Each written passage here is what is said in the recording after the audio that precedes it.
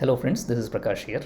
In the last few videos, we have seen about decision tree machine learning algorithms, and we started with various technical theoretical concepts as well as how the algorithm works. And we have seen particularly about decision tree classification, how a classification problem can be solved, and how the efficiency can be measured, and so on, right? So what I'm showing right now on the screen is that example that we have solved using decision tree classifier. So we have seen how this tree was built and how various conditions are formed by the algorithm as we train with the training data, and the same would be used in order to predict as well, right? And we have also seen how that efficiency can be measured using the accuracy score as well as confusion metrics, right?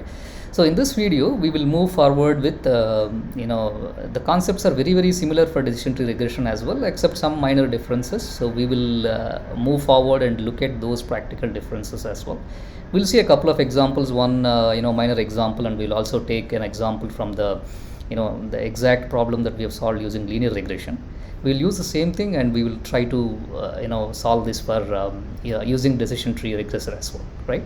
So without any further delay, let's get started, right? So if you look at this one, right, so what I'm showing here is how a decision tree regressor would learn from a given data, right? Decision tree regressor also builds a tree like this. At the end of the day, when we are solving this problem, it will also build a tree like this, but this diagram gives a better picture of how it approximates, right? The problem with classification is more of bucketing your samples into either class A or class B or class C, right? We can have binary classification, or we can have more than two classes as well. And in fact, the example we have seen is having three classes, so it classifies into one of them. But whereas with prediction of continuously changing output variable, right? So regression is all about that. So it's not about one or two classes, it's about a continuously ranging values, right? So that's the target here that we're trying to predict, right? So the target, as you can see, and on the x-axis we have a data variable on assuming there's only one parameter we're trying to visualize, right? So as the data is changing, how the target is changing here with these yellow dots here, so that is predicting how the target is changing, right? So the target is really changing. It's in a sort of a sinusoidal wave, so it's not linearly related here, as you can see, right? So in such kind of use cases, decision tree is much better than it works much better than linear regression, right? In linear regression, we would usually consider some sort of problems where the target is linearly dependent on the input variables, whereas in decision trees it works for both, whether it is linearly related or it has some sort of exponential, or it has some sort of these sort of wave kind of relations, like a sinusoidal relations. It will still work, right? So the way it learns is it observes the patterns as there is an increase. If you can see here now, take a look at this the green plot and the blue plot here as well, right? So these are representing decision trees plotted with this data, right? And with two different depths, right? In the last video we have seen a depth is about how far deep the algorithm learns in terms of the conditions, and then it goes into different branches, correct? So even in the regression as well, it will use the same conditions to classify the data, but instead of classifying to one or two classes, it will predict a value, right? So but the way it subdivides, those concepts will remain the same, right? It subdivides on the basis of some conditions, feature conditions. It will determine which feature will give us the better quality of a split. So those sort of concepts would remain the same. So here what it is doing is it is trying to divide based on these sort of conditions here. Now take an example here, the x value changing between, let's say, 0 to 0.25. This has figured out, right, based on the changing training values, it understands, hey, for anything between this range, I will take this value, right? So here it will not predict the exact value. Even in the linear regression, it will not predict the exact value.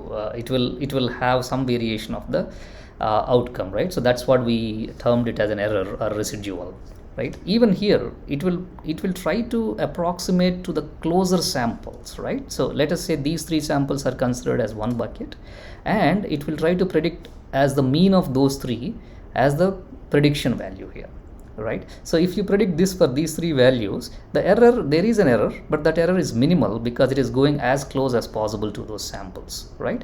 And even for this one, it falls under this bucket. So this mean will be predicted for any of these samples, right? And even this is, again, this is with the training data. Let's say you supplied a test data that is falling somewhere here, right? For one particular x value, if it is in this range, it always predicts here, no, right? A test value could be here, or a test value could be here itself, right? But it will actually predict this one.